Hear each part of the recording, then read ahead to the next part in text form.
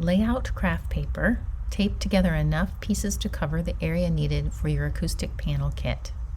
Arrange your panel kit on the craft paper in the design you desire. Align a straight edge of one of the panels in your design to the top or bottom of the craft paper so that you can make sure the design will be level on the wall. Measure the distance between panels to make sure you have consistent spacing around each panel. Trace the panels, marking which panel goes where in your design.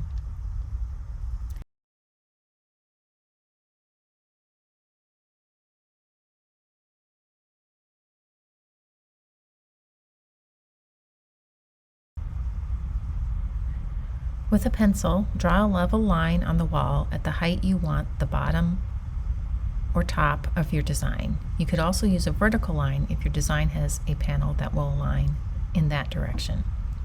Align your craft paper to the level line taped to the wall. Mark the placement of the impaling clips within the outline of each panel.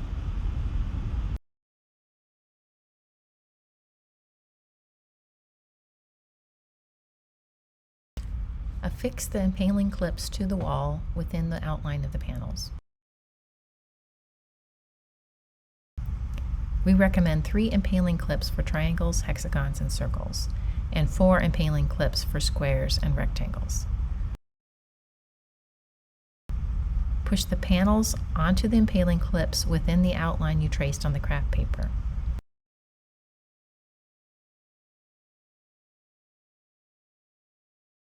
Panels are easy to pull off the impaling clips and adjust their placement if needed.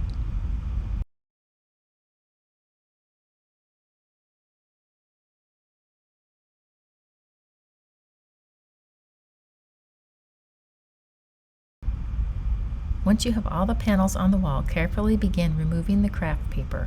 Hold each panel while you remove the paper so that you don't pull the panel off with the paper.